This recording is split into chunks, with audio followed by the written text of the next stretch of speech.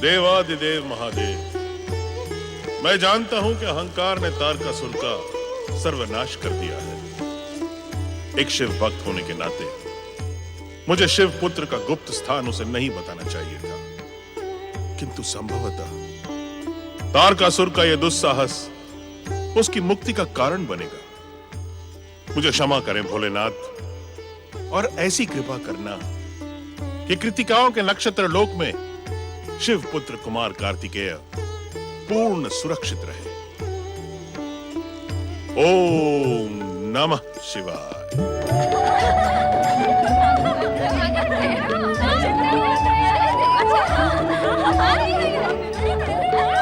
स्वयंभू, स्वयंभू।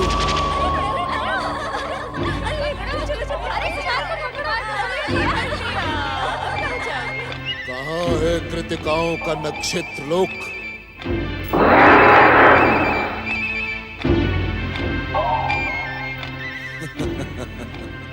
अब शिवपुत्र कार्तिकेय स्वयंभू तारकासुर के प्रहार से जीवित नहीं बचेगा।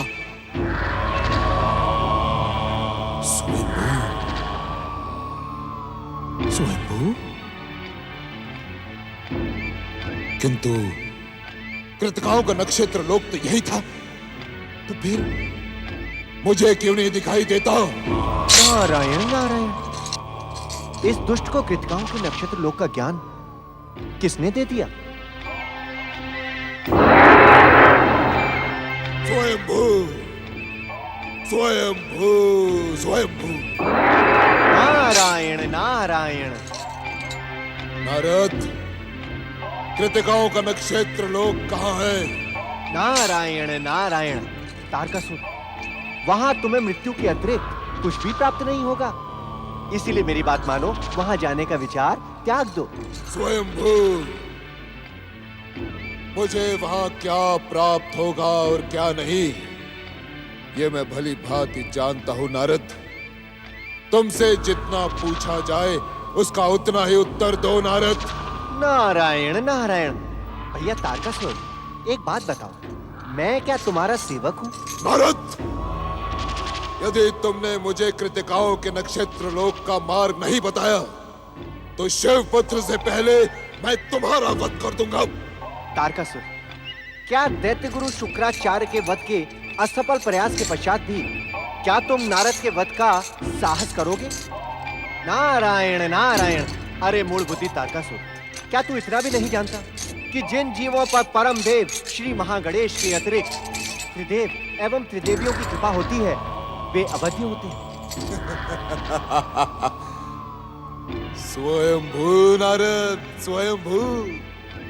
तुम शुक्राचार्य के भांति अवध्य हो, किंतु पृथ्वी के वासी तो अवध्य नहीं।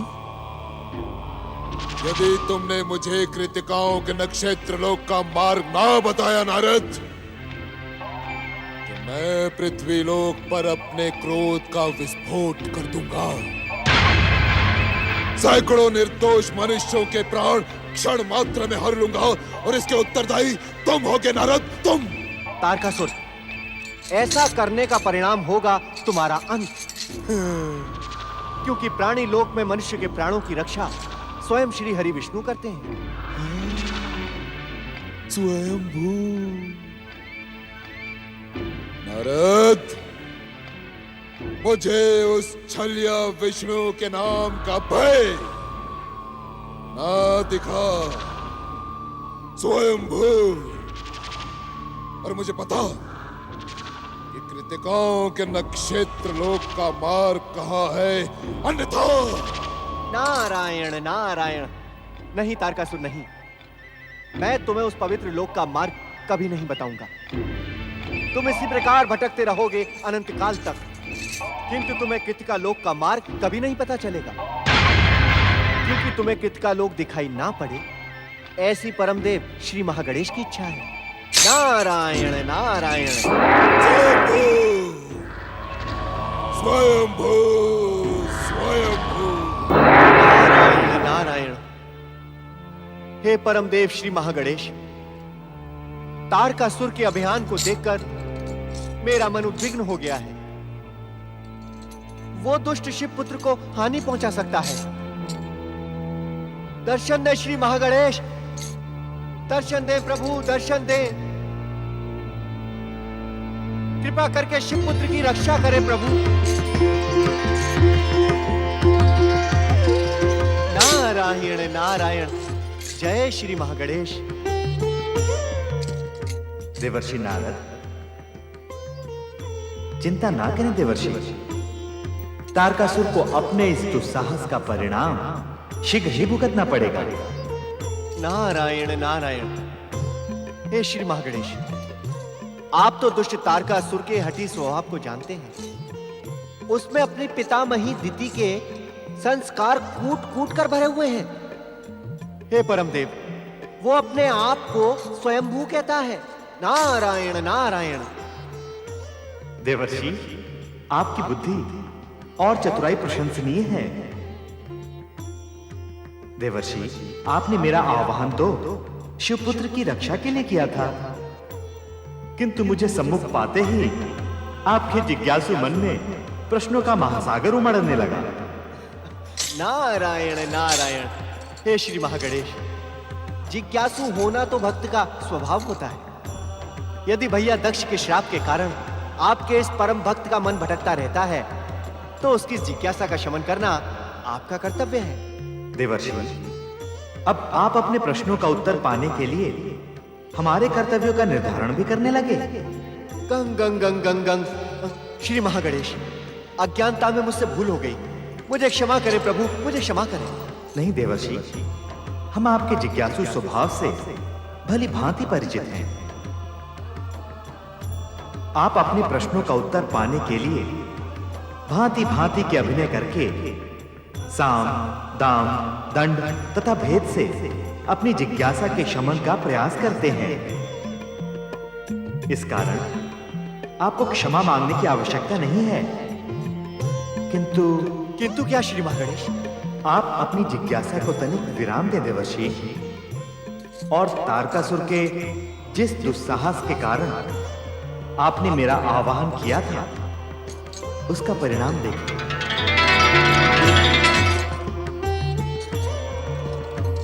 नारायण नारायण। हम यहाँ हैं, हमें पकड़ो। अरे हम यहाँ हैं, हमें पकड़ो। अरे चुने बना है। स्वयंभू, स्वयंभू। हाँ है कृतिकाओं का नक्षत्र लोक।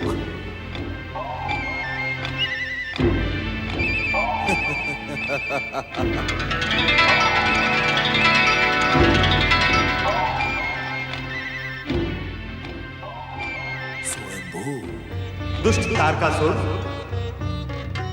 तुझे स्वयं के स्वयंभू होने पर अभिमान है ना? तो सुन, जिन कृतिकाओं के नक्षत्र लोक में जाने के लिए तू व्यग्र हो रहा है, वो नक्षत्र लोक तेरे सम्मुख ही है।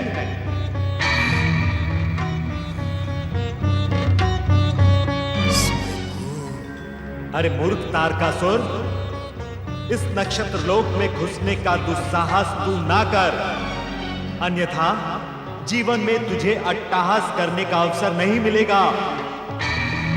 अरे तारकासुर, तेरा काल शिवपुत्र इसी नक्षत्र लोक के भीतर है। सावधान तारकासुर, यदि तूने नक्षत्र लोक के भीतर घुसने का विचार किया तो इसी क्षण मैं ब्रह्म वाक्य को असत्य करते हुए तथा निश्चित मरण से पूर्व ही तेरा वध कर दूंगा। तू कौन है रे विचित्र प्राणी? तेरी देह तो देवताओं जैसी, किंतु तेरा मस्तक पशुओं जैसा। स्वयंभू तारकासुर को तेरी बुद्धि भी पशुओं की भांति भ्रमित लगती है। जो तू स्वयंभू तारकासुर को भ्रमित करने का दुस्साहस कर रहा है। तारकासुर, जब प्राणी का काल उसके मस्तक पर मंडराता है, तब उसकी स्मरण शक्ति क्षीण हो जाती है। इस समय तेरी भी स्मरण शक्ति क्षीण हो गई है। रे मूढ़ बुद्धि,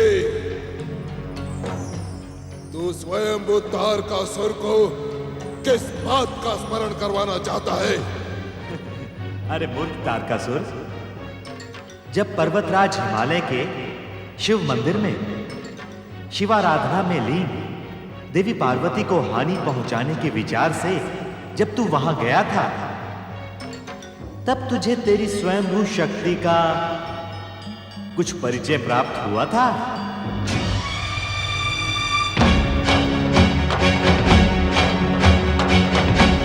स्वयंभू, स्वयंभू।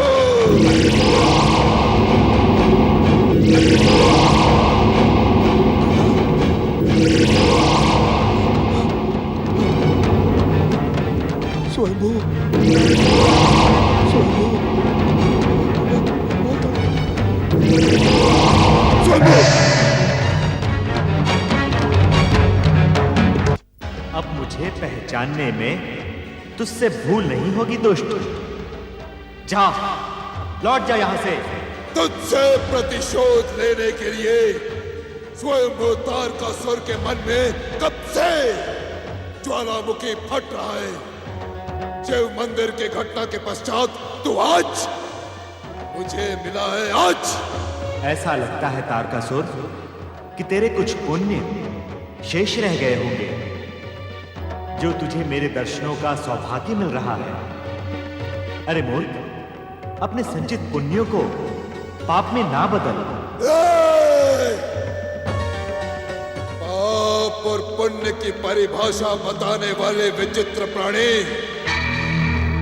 क्या तू नहीं जानता कि मैं स्वयं सर्वनाश का घूमता हुआ चक्रवात हूं, जिसकी छाया मात्र से पर्वत डूबने लगते हैं, पृथ्वी कांपने लगती है, अग्नि चंदन के समान शीतल हो जाती है, वायु अपना मार्ग बदल देती है और आकाश गरजना बंद कर देते हैं।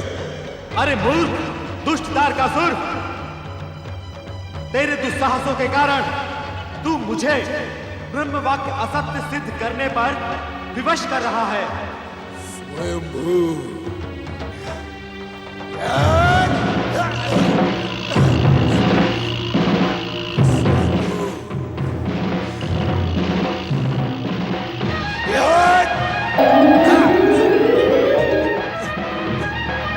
स्वयंभू,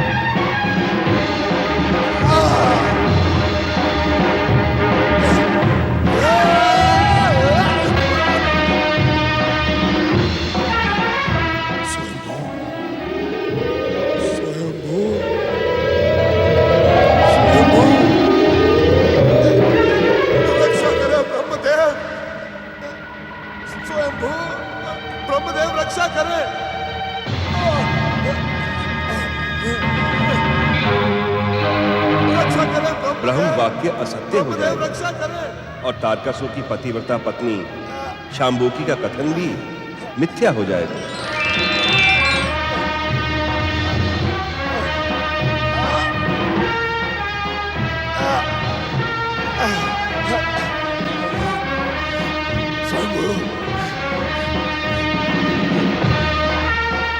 परम देव श्री महागणेश अपने क्रोध का शमन करें और तारकासुर को क्षमा कर दूं?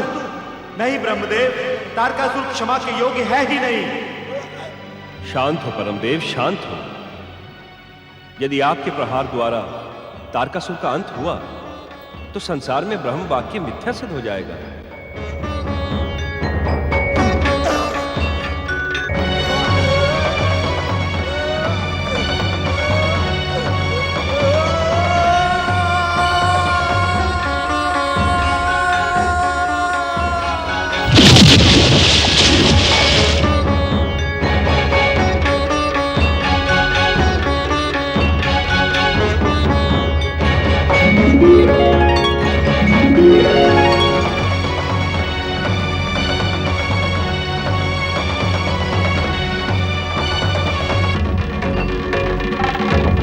नारायण नारायण।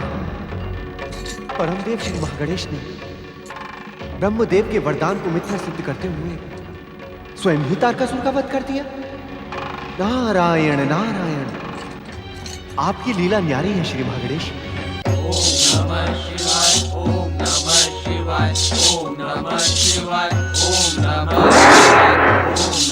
नारायण नारायण।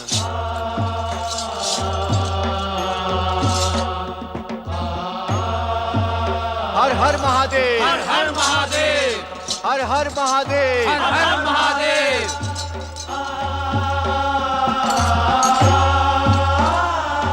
कैलाशपति भगवान शिव शंकर की जय। नारायण नारायण, अनर्थ हो गया देवादिदेव, अनर्थ हो गया। ब्रह्मदेव का वरदान मिथ्या हो गया। नारायण नारायण। महादेव, परमदेव श्री महागणेश के एक ही प्रहार से तारकासुर प्राणहीन होकर समुद्र के अतल तल में जा गिरा। ब्रह्म वाक्य मिथ्या होने की संसार में ये पहली घटना है महादेव। नारद, तुमने जो कुछ भी कहा वो हमने अपनी दिव्य दृष्टि से भी देखा, किंतु क्या भोलेनाथ? देवों के ऋषि नारद को इतनी अधिक अधीरता शोभा नहीं देती। क्षमा भोलेनाथ। नारद, तुमने जो कुछ भी कहा उसका प्रथम भाग सत्य है, किंतु अंतिम भाग मिथ्या है। नारायण नारायण। अर्थात महादेव, मैं अपनी इच्छा से इस संसार की रचना करने वाले परमदेव श्री महागणेश का क्रोध तो आज निश्चित ही तारकासुर के अंत का कारण बन जाता, किंतु परमदेव ने ब्रह्मवाक्य की रक्षा कर ली। परमदेव श्री महागणेश के इस इच्छा संसार में ब्रह्मवाक्य कदापि मिथ्या नहीं होगा। हर हर महादेव, हर हर महादेव। भोलेनाथ, मैंने स्वयं अपनी नारद, आंखों का देखा और कानों का सुना भी सदा सत्य नहीं होता। किंतु भोलेनाथ, हमें ज्ञात है नारद कि तुम ये कहने के इच्छुक हो कि श्री महागणेश भी तो भविष्य के शिवपुत्र ही हैं। नारायण नारायण। परंतु परमदेव श्री महागणेश जब तक अवतार धारण नहीं करते तब तक वे वरदान के मर्यादा के विरुद्ध कोई कार्य नहीं करेंगे। नारायण नारायण। अर्थात तारकासुर जीवित है। अब वो पुनः समुद्र तल से निकलकर उत्पात मचाएगा और अपने अत्याचारों से देवताओं और मानवों को पीड़ित करेगा। जिज्ञासु नारद, इस घटना के पश्चात तारकासुर कोई भी बड़ा दुस्साहस नहीं करेगा। नारायण नारायण। प्रभु, यदि तारकासुर दुस्साहस नहीं करेगा तो उसका वध कैसे होगा? सत्कर्म करने वाले को निकृष्ट मृत्यु प्राप्त नहीं होती, किंतु तारकासुर सत्कर्मी नहीं, दुष्कर्मी है और अपने दुष्कर्मों के कारण ही स्वयं अपनी मृत्यु की ओर अग्रसर होगा। नारायण नारायण। पुत्र तारकासुर। ओम परमदेवाय नमः। ओम महागणेशाय नमः। क्या आपके महागणेश ने परमदेवाय मेरे पौत्र नमः। तारकासुर के लिए अशुभ भविष्यवाणी की थी? बताएं ऋषिवर, मेरे पौत्र तारकासुर को क्या हुआ है? बताएं। दीदी, परमदेव श्री महागणेश ने शिवपुत्र होने का संकेत तो दिया था, परंतु यह वरदान स्वयं तारकासुर ने ब्रह्मदेव से मांगा था। मैं आपसे भविष्यवाणी के विषय में पूछ रही हूँ, बताएं ऋषिवर। उस विषय में मैं कुछ नहीं जानता, किंतु यह अवश्य कह सकता हूं कि अवश्य तारकासुर ने कोई दुष्कर्म किया होगा।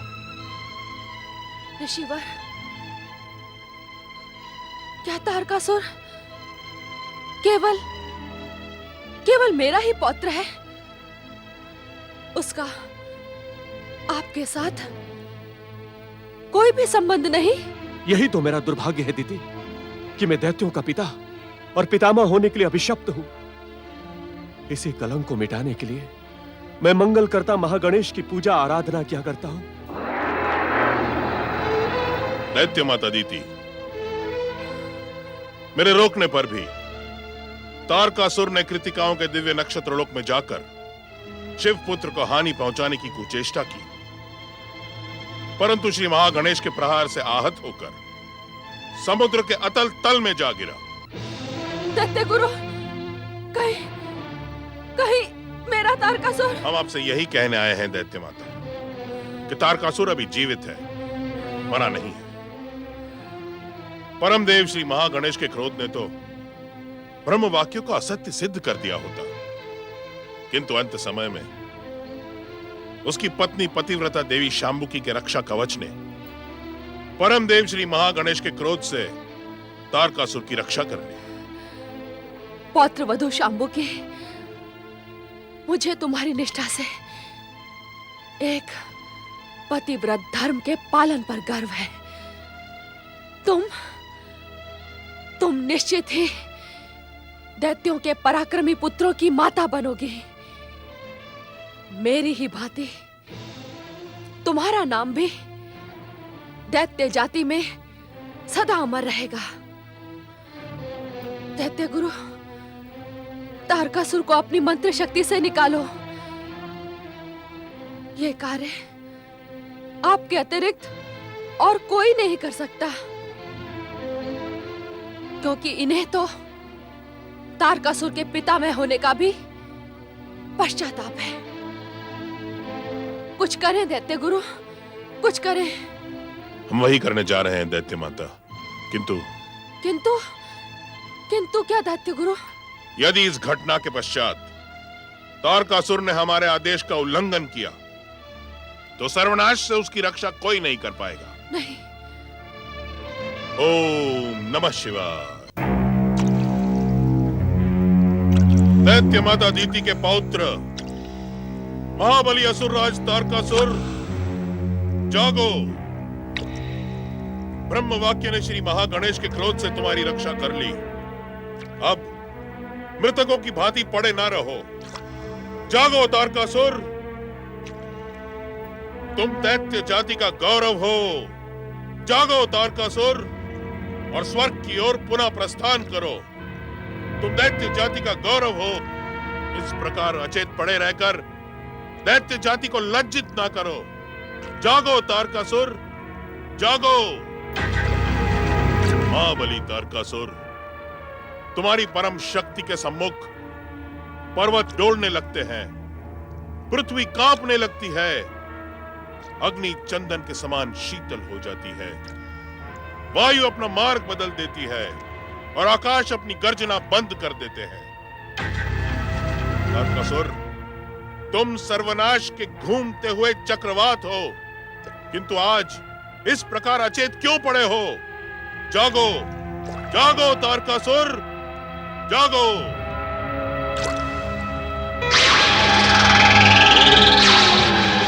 नमः शिवाय।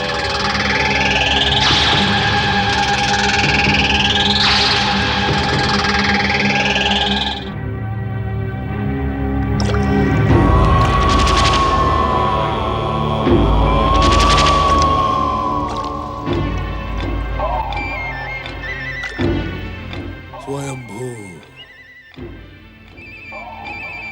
अपने हट का परिणाम देख लिया तुमने महाबली तारकासुर। अब शिव पुत्र को मारने का विचार सदा सदा के लिए त्याग दो, अन्यथा तुम स्वर्ग लोक से ही नहीं जीवन से भी वंचित रह जाओगे। क्या मैं स्वयं को मारने वाले का विरोध ना करूं? ये कैसी शिक्षा दे रहे हैं आप शुक्राचार्य? कैसी शिक्षा? ये शिक्षा नहीं है तारकासुर, ये तो सृष्टि का अटल नियम है। जब अधर्म और अत्याचार अपनी चरम सीमा से आगे बढ़ जाते हैं, तब उनका अंत अधर्मी और अत्याचारी के साथ ही होता है। स्वयंभू, यदि मैं अपनी रक्षा के लिए कुछ पृथ्वीवासियों को मार देता हूं, दुष्ट देवताओं को पीड़ित करता हूं, तो इसे अधर्म और अत्याचार की संज्ञा क्यों देते हैं दैत्य गुरु? क्यों?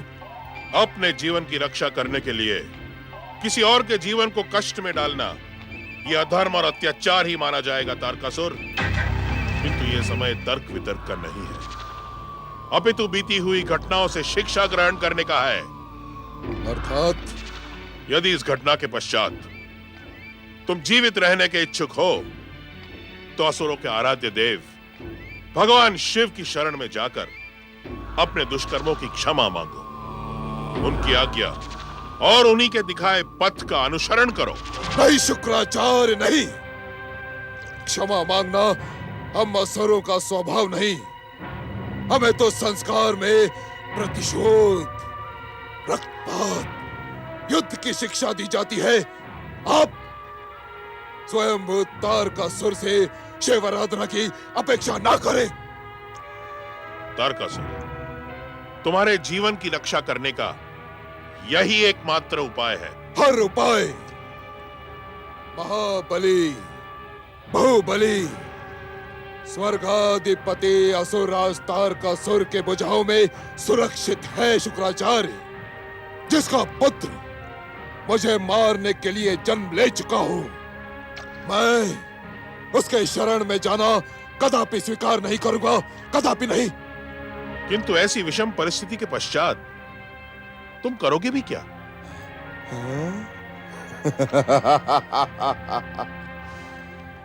दैत्य गुरु शुक्राचार्य, मैं अपनी विस्फोटक शक्ति से असुर जाति को और भी अधिक सुदृढ़ कर दूंगा और शिवपुत्र को समाप्त कर दूंगा।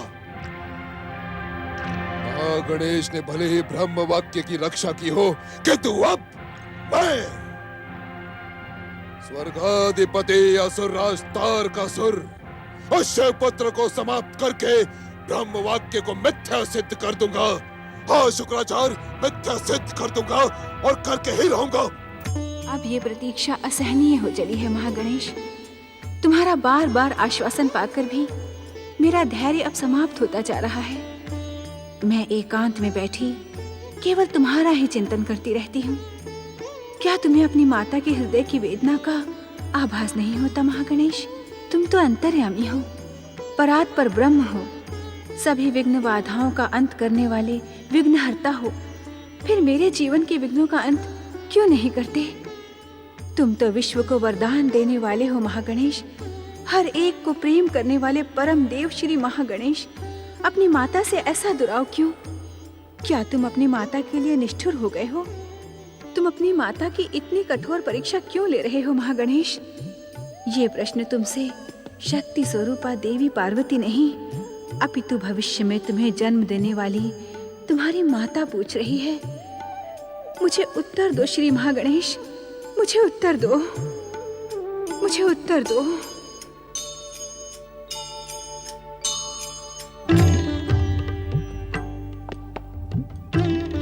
तुम्हारी मातृ भावना को हम प्रणाम करते हैं शक्ति स्वरूपा देवी पार्वती।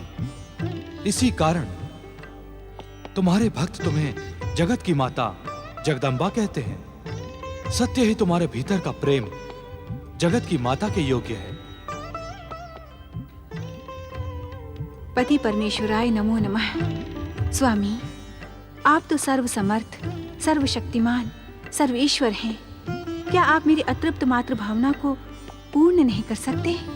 देवी पार्वती, जब परमदेव श्री महागणेश स्वयं तुम्हारे पुत्र के रूप में दिव्य अवतार धारण करने का वचन दे चुके हैं, तब किसी और को कुछ भी करने की क्या आवश्यकता है? स्वामी, दिव्य अवतार धारण करने के पश्चात महागणेश के पिता तो आप ही होंगे। हे विश्वनाथ, हे जगत पिता, मुझे पूर्णता प्रदान करने के लिए क्या आप महागणेश को शीघ्र ही मेरे पुत्र रूप में दिव्य अवतार धारण करने के लिए प्रेरित नहीं कर सकते? स्वामी, क्या आप मुझे इसी प्रकार व्याकुल देखने के ही इच्छुक हैं? नहीं देवी पार्वती, तुम तो शक्ति स्वरूपा पारंबिका हो। तुम्हारी सत, रज, तम से निर्मित त्रिगुणी शक्ति का अनुमान तो हम त्रिदेव भी नहीं लगा सकते। इस सत्य को समझने का प्रयास करो शक्ति स्वरूपा देवी पार्वती, कि शक्ति को इस प्रकार व्याकुल होना शोभा नहीं देता। हमें ये कहते हुए संकोच हो रहा है, किंतु यह परम सत्य है। प्रायः हम स्वयं तुम्हें इस प्रकार उद्विग्न देखकर व्यग्र हो जाते हैं। आप सत्य कह रहे हैं स्वामी, मेरे कारण आपको व्यग्र होना पड़ता है। हाँ देवी पार्वती, ये परम सत्य है, किंतु क्या स्वामी? किंतु हम माता और पुत्र के संबंधों के बीच आने के इच्छुक नहीं हैं। इसी कारण व्यग्र होकर भी हम शांत रहते हैं। किंतु पुत्र ने तो अभी तक जन्म ही नहीं लिया स्वामी। शक्ति स्वरूपा देवी पार्वती, यदि पुत्राकांक्षा के वश होकर तुम इतना अधिक उद्विग्न ना होती तो जान जाती कि शिवपुत्र ने जन्म ले लिया है। ये आप क्या कह रहे हैं स्वामी? हम अक्षरशः सत्य कह रहे हैं देवी पार्वती, परंतु हमारा पुत्र माता पिता के स्नेह से वंचित रहकर अपनी 6 अन्य स्नेहमयी माताओं की स्नेह छाया में पल रहा है। ये कैसे संभव है स्वामी? पुत्र का जन्म हो और माता को पता भी न चले? देवी पार्वती, ये समस्त जगत माता के रूप में तुम्हारी आराधना करता है। तुम जगदम्बा के नाम से संबोधित की जाती हो। क्या तुमने समस्त जगतवासियों को अपने गर्भ से जन्म दिया है? अर्थात? शक्ति स्वरूपा देवी पार्वती, माता और पुत्र का संबंध देह से परे आत्मिक भी तो हो सकता है।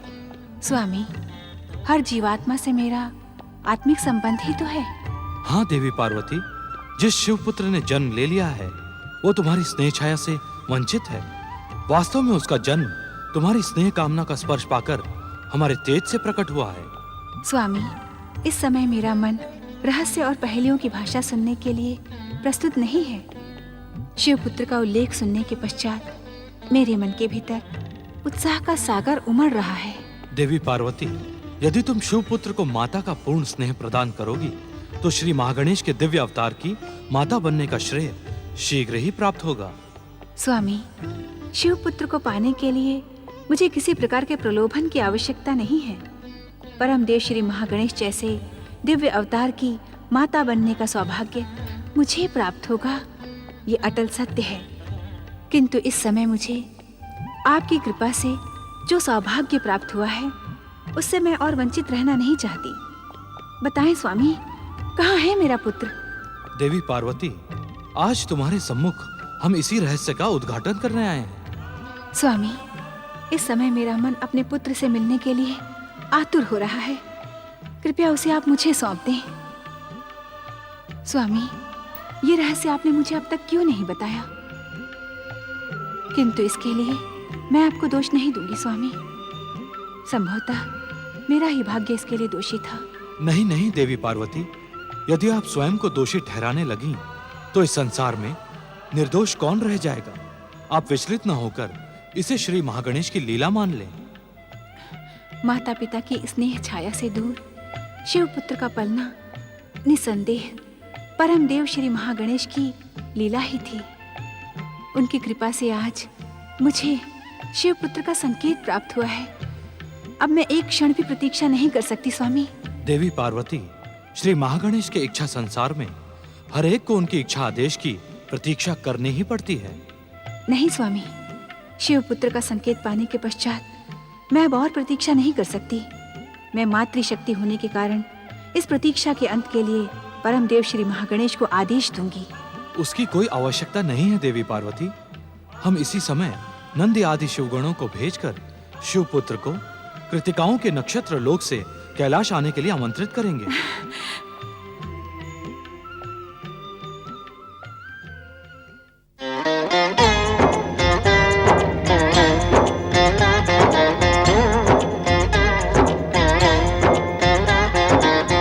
अर्थ समर्थ ये इनसे जीवन, यही है करता यही है कारण। अर्थ समर्थ ये इनसे जीवन, यही है करता यही है कारण। सारे जगत के भाग्य विधाता, दुख हरता ये है सुखदाता। श्री गणेश, श्री गणेश, श्री गणेश।